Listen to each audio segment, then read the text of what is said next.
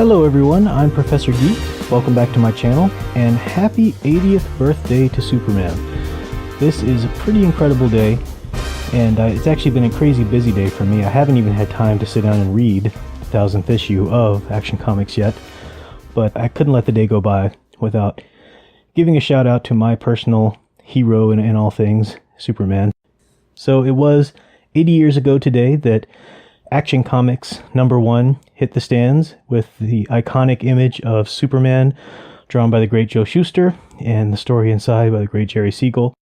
The iconic cover we see recreated so many times, and 1,000 issues later, here we are. Now technically Detective Comics debuted before Action Comics, but for a while there Action Comics went to a weekly release format, which is why it beats Detective Comics to the 1000th issue.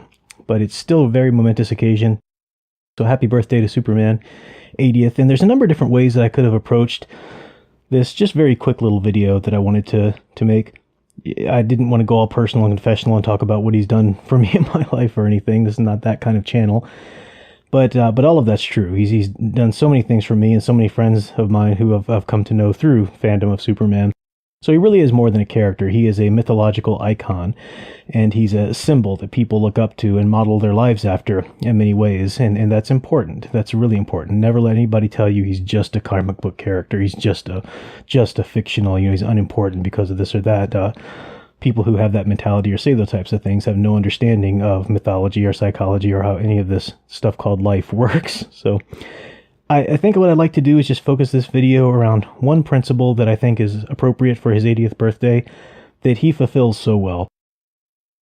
Joseph Campbell, the great founder of comparative mythology, the Jungian psychoanalyst himself, who started this whole idea about the monomyth and the hero with 1,000 faces, he laid out certain criteria for a character to be defined as an epic hero in culture's mythologies.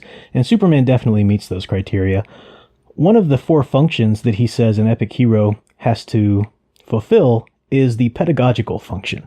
Pedagogy, of course, we know deals with teaching and the art of teaching and stuff like that.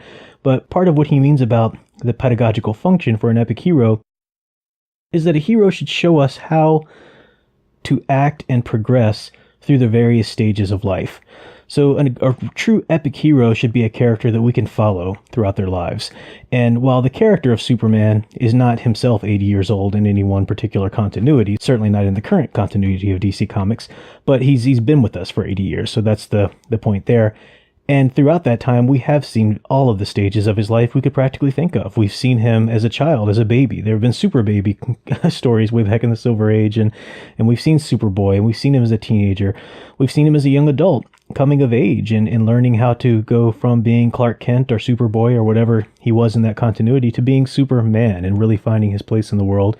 And we've seen him shouldering the responsibility of the great inspiration and icon he is to so many people.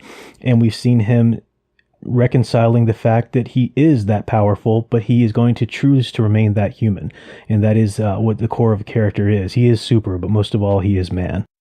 And that's such a great thing about him as well. We've seen his unbelievable meekness in times of trauma and times of attack on his own person in life and those he loves.